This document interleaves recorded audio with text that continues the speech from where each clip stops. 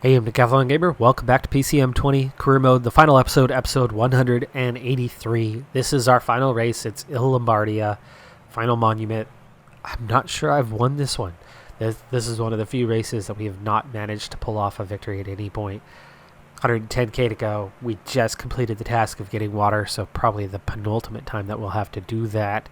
But we've got 5 big climbs ahead of us, plus a finishing climb. My problem with this race is that the objectives have always been a key component of this series. And once the objectives are done and over with, because finances have always been keen with this series, after August 1st, we kind of just, okay, it's time to wrap up the season. Quick and easy like. I haven't even done Il Lombardia every season. There's been some seasons where we skipped it, and of course we weren't even in the World Tour for numerous seasons. But most importantly of all, preparing our fitness levels. I've every year stopped doing that after August. So by the time we reach October or late September, things are just falling apart. And a lot of the riders today should be on really poor fitness conditions. And there are some negatives out there, even though the race day conditions themselves are... We got a nice draw. Let's face it, I got a pretty nice draw considering that literally the entire team, none of them are better than 90% on their fitness levels. All but one of them are carrying some fatigue. Excuse me. But even though we do have a general decent race day condition, that fatigue part is having an impact kind of behind the scenes. You can see Talipov, he's only a -2, but Talipov has a -7 to his resistance. Sorry, my throat's a little scratchy today. -4s on his climbing ability, so Talipov not even making it through the first climb of the day, and there's still 140 something in the peloton. That's a real sign of just how far off he is and some of our guys are today. He may get dropped, he may not. He might recover. It's a long descent, it's a good recovery time, but he's not going to get much longer than this, especially from as far back as he is. Johnson, Moreno, both struggling. AFP struggling today. Remember, he's not a great climber, he's a great time trialist. Kolda is in that top 10 favorites though, and lucked out. He's got a +1, which thanks to a 78% fitness level is a 0. I mean, looking at this, he's got a +1 to downhill. That's it.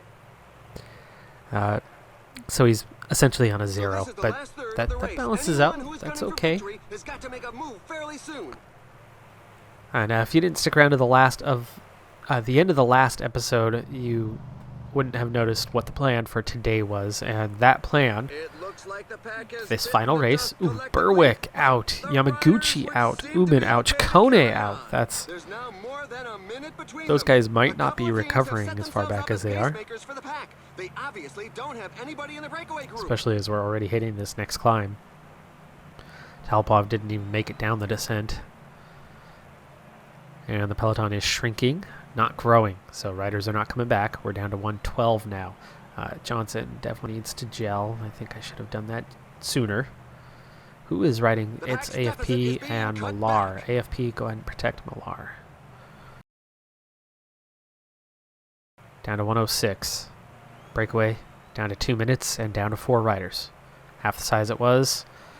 And as we go over the top, we see 2 decreases in size of the peloton. Nope. That other group regains contact, but it's down to 93, so getting smaller. All right, everybody else is in pretty good shape. Let's also up the effort just a little bit. Let's put that to that 85 as necessary. Biggest climb of the day, 6.2 kilometers, but 9%. Kudos if you know who the Mighty Nine are, though. The pack is putting the squeeze on the breakaway. All right, Moreno is just about done. It's a little late for that gel, but we'll give it a shot. AFP, we need to use his gel now, and we're going to have to rehash out kind of where we're at. Guessing Breck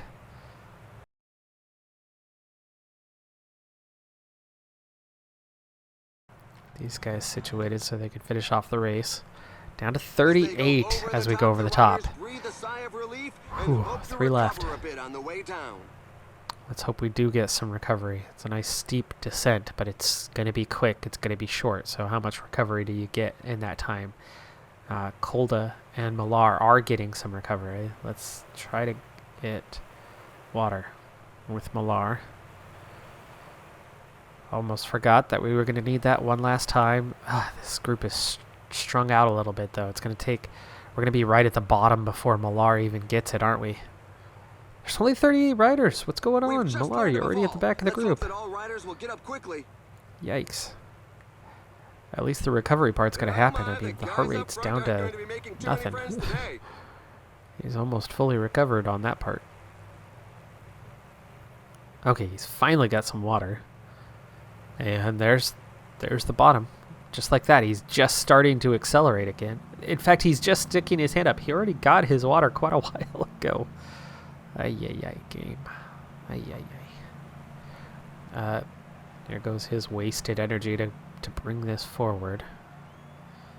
Cannot stand how it does that, but whatever. Okay, get Breck too. There you go. And then Johnson has fallen. Millar, you gotta hang on to the back end here. Because you're gonna have to take over for Breck shortly. Yermakov, Higita pushing on the penultimate climb.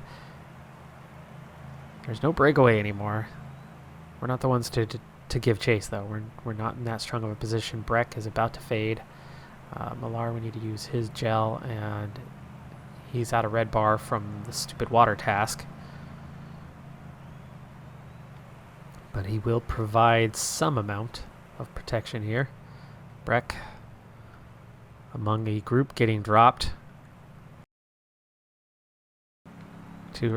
Okay, riders going clear. This is the time, Kolda. It's time for us to make the response here. Alright, can we get a little separation? I don't want to be chasing for the entire group. Alright, on to relay. Split the group in half. That's what I was looking for. Millar can hang out in the back of that group.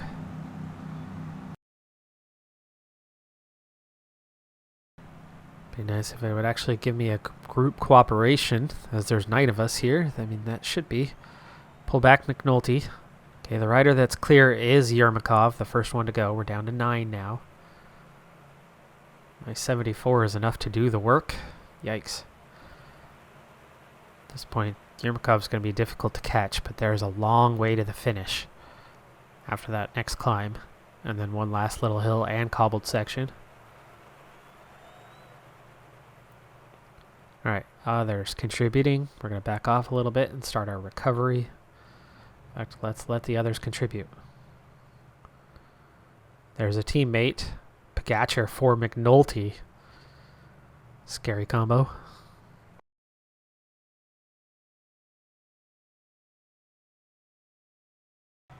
Didn't even get a chance to follow. Saw it. Tried to up the effort and then would have tried to just use the follow feature, but that didn't happen. And now we are well behind. We've got to pace ourselves here.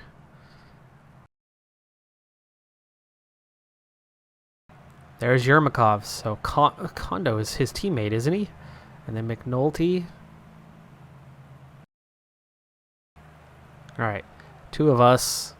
We're riding 4th, 5th right now. It's Higita, and then McNulty, and then Yermakov and Kondo. Yikes. They look like Jumbo Visma teammates, at least from this far back. Lopez and Barguil now with us. Higita doing the work. Save a little bit of energy here. Well, we've got the descent coming. I would imagine these front groups are close enough that we'll probably come back together. 4 is stronger than 1, so we'll catch him, and then 5 is stronger than 2, so we should catch them and have seemingly a group of 7 going for the finish together. Kolda already starting to recover at the top. The riders must be careful. This downhill is known to be very dangerous. Gap not closing, though. But it's holding. When we get to the flat, you would imagine. We've got 15 kilometers to the finish line. Okay, full strength for Kolda. And 15K to go.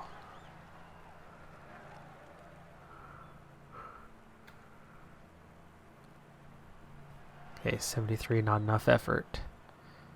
77, not enough effort. 81, not enough 10 kilometers effort. to the finish line. Group behind us catches us. Evenepoel, Saceda, Rubio, Tollett, Pogacar. Dang.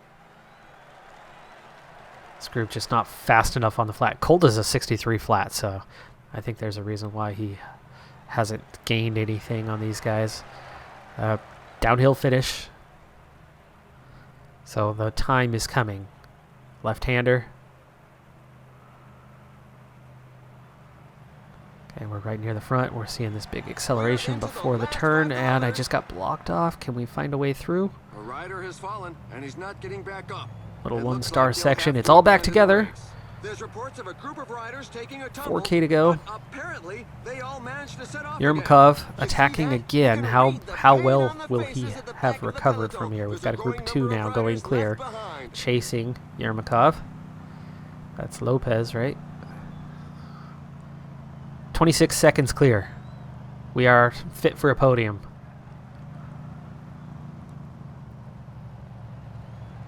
They can go flat out to the finishing line 1.7. but they've got to watch their trajectory on the way On down. the attack, trying to draw clear of Lopez. Can we do so for second? Yermakov's going to win. Kolda is being out. He's got the energy still. Lopez is just faster. It's a podium, though. 3rd place.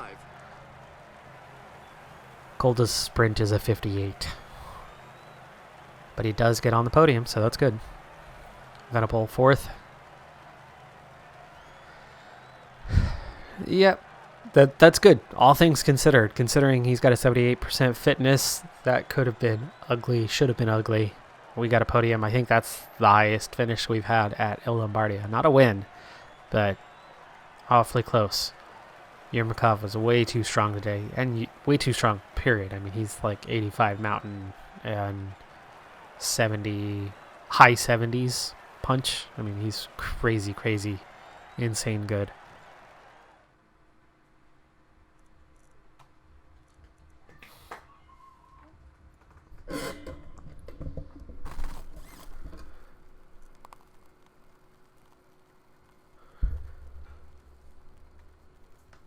And we've reached the end.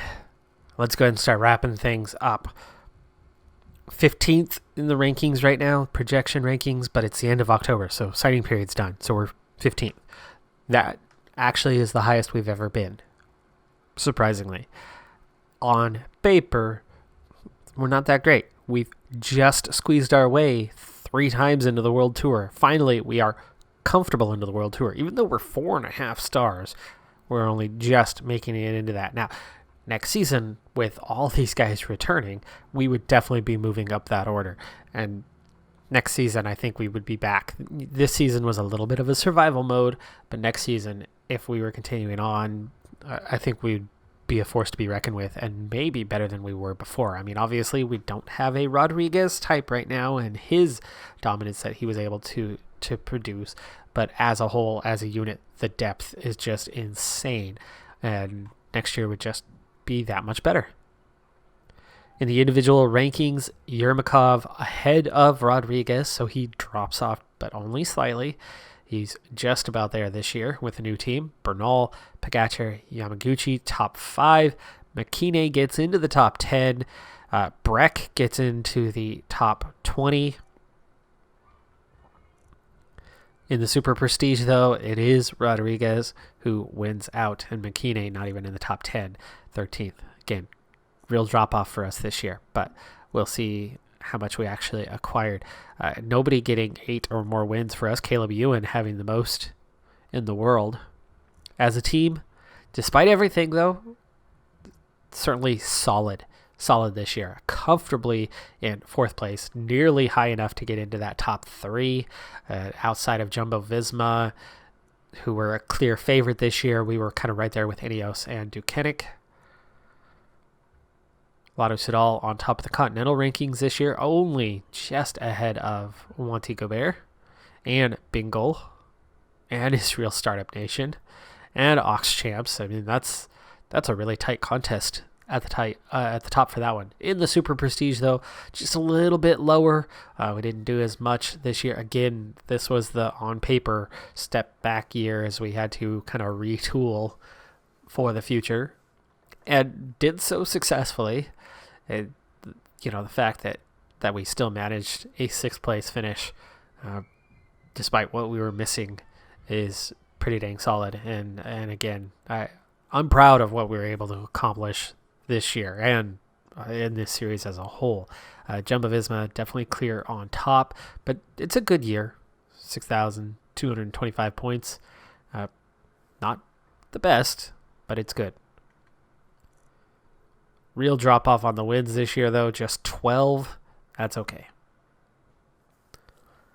We nearly made it a decade, 9 years that we've played through in this campaign, and we can see right here the results beginning with the Tour de France. Pinot, Bernal, Kruijswijk on that first podium. Thomas, Pinot, and Froome in 2021. Ineos won 3 there. Lopez, Roglic, Thomas in 22. Sivakov, Kruijswijk, Carapaz. And at this point, we still haven't been, or is this our first year? I think that was us. Tentoni, 16th that first year.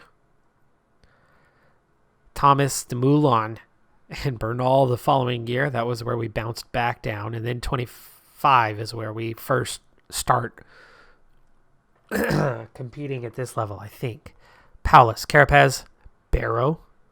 No, maybe it's the next year. 26 is where we come back. And there it is. Okay, so yeah, Rodriguez, Barrow, Uman. So 26 is our first Tour de France massive performance, and we pull it off in a huge way. We win. And then we win again in 27 ahead of Pogacar and Mernick. And then in 28, Rodriguez wins again, but not with us. Meanwhile, we squeeze our way. Not the Tour. Just 17th. Tour, we had a different focus this year. Now moving on to the Giro. 2020, Roglic, Pinot, Uran. Pinot looked really dominant in 20 in this game. This year anyway. Yates, Carapaz, and Roglic in 21. Bookman, Pinot, Bernal in 22. Pogacar, Yates, Hamilton in 23. And that would have been our first year. We didn't get anybody into a podium place. 24 was Sivakov, Roglic, and Yates. 25, Bernal, Pogacar, Safonov. 26, Yermakov, Bernal, McNulty, Rodriguez got to 4th place in that one. And that was our first go. And that was a really, really tough year for us. A really tough Giro.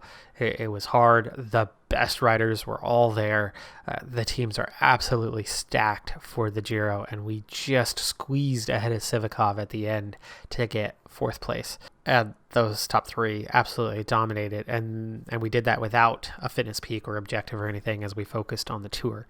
27, better, but same situation. McNulty, Yermakov back. Rodriguez, this time we get into the podium comfortably. Paulus, I think, was a ways behind, and then Carapaz. And then in 28, we pull it off again, this time as a focus, but with weaker riders. Yermakov, Lopez, Sivakov, 1, 2, 3, but Breck gets into the top 5. That was a really fun Tour as we had 3 potential leaders and weren't sure where to go, and we end up 5th, 8th, and 14th. In La Vuelta, Bernal, Landa, Mühlberger in 20. Roglic, Pogacar, Lopez, 21. Carapaz, Micah, O'Connor in 22. Bernal, Hamilton, Sivakov in 23. Tentoni, we got him into 4th place on that one. That was our first real effort to go for GC, that one and done year that we had in the World Tour before we lost both Tentoni and my boy. I forgot his name. Oops. It's been a while. It's been weeks since we've played this, unfortunately. 24, Carapaz, Yermakov, Bernal. 25, Yermakov, Moss, Roglic. 26, we're back with Roglic, Mernick, Hagita, and then here we get Moreau in 13th, as we didn't focus on that. We, I think, brought sprinters to that one. 27, Rodriguez wins, getting the double, getting the Tour, and then La Vuelta after getting 4th. Oh, no, 27, so he got 3rd at the Giro, so 3rd, first. McNulty, Hamilton, 2 and 3, and then this year, we only played a few stages of it. The rest was all quick simmed, and Hillary Breck managed to get into the top 5. So 2 tours in the top 5 for Breck. Rodriguez defended. The monuments were something I didn't have quite as much success with, but we'll go ahead and take a look at the 5 of them, and then we'll wrap this up. So Ewan, Gaviria, Groenewegen in 20, Christoph, Gaviria, and Janssen in 21, Jakobsen, Groenewegen, and Ewan. Vermark got the win in 23 ahead of Vellens and Athil. Tish Benoot, and then 2 riders on the podium in 24 in Vermark and Moreno, but Tish Benoot, I believe, had a breakaway win. 25, Chamias, Ewan, and Sagan. 26, Ewan, Gazzoli. That was our man, Gazzoli, not with us anymore, but we did it with him there, and Chamias. It's weird that because he's not on the squad now, we don't get him showing up here. Well, anyway, that was 2nd, 5th, 8th, and 9th in that race. We were all over it, but didn't end up winning. 27, a 1-2 with Reykjavik and for Mark ahead of, it was actually a 1-2-3 total sweep of the podium with Wykankis and ahead of Ewan, who's just been all over this thing throughout this series. Vanderpoel, Chamias, and then McKinney getting onto the podium in 28. Reykjavik also in 7th. Wykankis, our former man, he wasn't with us this season, in 5th. In the Tour of Flanders, 2020, Sagan, Christoph, and Stuyven. Christoph, Viviani, and Pollitt in 21. Duel, Nassen, Garcia Cortina in 22. 23, Duel, Lampard, Pollitt. And we didn't get anywhere. Zeta, there you go, down in 17th. And that's our man, whose name I forgot a couple minutes ago. In 24, it was Pedersen, Nassen, and Pollitt. 25, Benoot, Sagan, Youngles. Alves Machado got 12th that year. 26, Benoot, Duel, Pollitt. Our team was not well built for Tour of Flanders. Zeta got 11th that year, by the way. Not with us, though. 27, Vanderpoel, Verbrecken, Van Aert. We finally squeeze our way into the top 10 for the very first time with Jorgensen. And in 28, Van Aert, Verbrecken again, and Asgreen for the first time. Odd to see him outside every year. Zeta got 11th. Jorgensen got 14th this time. So never fared very well in Tour of Flanders. So there's a real weakness for us. But we weren't that great at classics ever in this series. That was one thing that we never quite got the right rider. Zeta was that right rider, but we lost him. Paris-Roubaix, my favorite. I'm not sure we ever won this one, though. Leinhard, Kung, Frissen. Interesting first year there. Van Aert, Garcia Cortina, and Sasha. Nassen, Vanderpoel, and Bettiol. Finally, our first year there, Van Aert, Vanderpoel, Lampard. Zeta finished 12th for us that year. Van Barle, Pedersen, Fenn, Zeta. Then with Sunweb, got 4th in 24. 25, Zeta won, so he did get a win without us somewhere, somehow. And that was it. That was it right there. I don't know if we're going to see his name on top anymore. Christoph, Seneschal, 26. Vanderpoel, Benoot, Pollitt. I don't get into the top at all. And Zeta, just 15th that year. 27, Vanderpoel, Pollitt, Duel. We got 12th with Telford. And in 28, Van Aert, Charette, and Duel. We never did get anything higher than Zeta in 10th. Liège-Bastogne-Liège, Yates, Valverde, and Roglic. Vanderpoel, Scoins, and Vellens. Bernal, Gaudu, and Hagita. Very different finishing order every year. 23, Alaphilippe, Bernal, Yershov. That was our first time there. And we were nowhere near the top of the standings. There you go. Tentoni in 17th.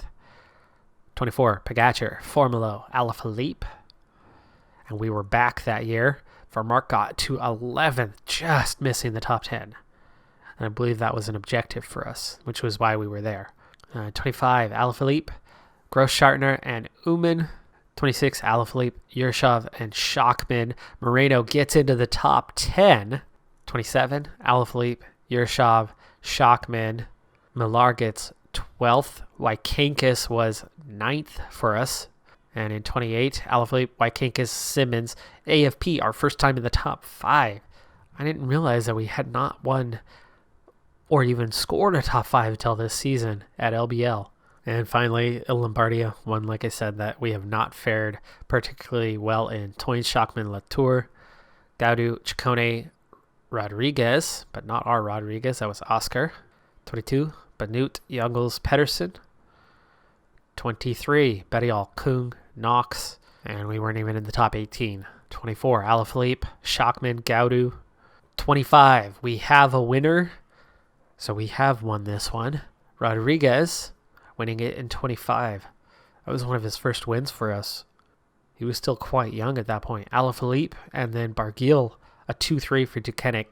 26, Mataway, Hershey, Yermakov. Vermark was 12th. 27, Hershey, Banut, Evenepoel. We got 7th and 8th with Vermark and Rodriguez. I believe in that one we were chasing down a break, top 3-4 guys or something, and we were trying desperately to pull them back, and we basically used up all 3 guys, Millar, Vermark, and Rodriguez. Millar was probably last in the group, and then Vermark was let out by Rodriguez, and then Vermark just didn't have enough left because we were trying to chase down to have a chance to win. Just came up short of catching the guys, and then ended up losing the sprint to the others as we burned the energy doing the majority of the chasing. Oh, and Wykankis down in 17th, I think, had led it out and then dropped, and then was just caught before the line and dropped back a little further. It was like a 12-man break or something like that.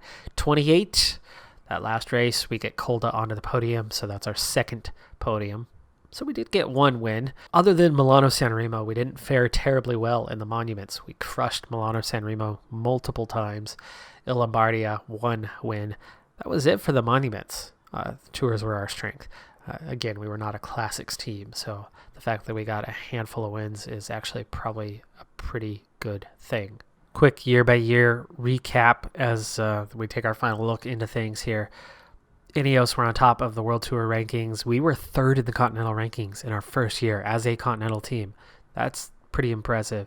A lot of these numbers don't quite add up, though, anymore. You got retirements of the entire podium from 2020. I'm assuming Pino was among those. In 21, we were again in 3rd place. Quick look at a few exploits and see if there's something we pulled out, and there is. Stage Hunter. So winning a stage at all 3 Grand Tours during the same year, Rodriguez in 2027, even though we only won 2 of them, we do get that special achievement. Pogacar also on that list, though, but only 5 people all time. The Tour Vuelta double, only done 3 times previously. Rodriguez did it back-to-back years, once with us, once after leaving us. All right, folks, that is going to do it for this series. I really appreciate you sticking with me for 183 episodes of PCM20 content. Of course, PCM21 has now been out for a little over a week.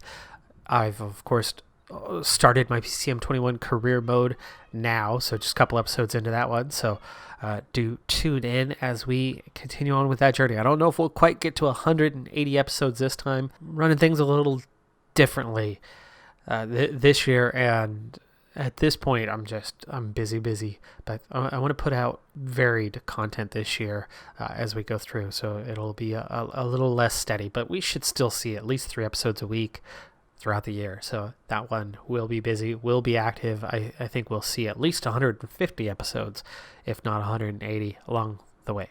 I'm Decathlon Gamer, really appreciate it. Be sure to hit that like button one final time, and I'll see you next time. Have a good one, be safe out there, and bye for now.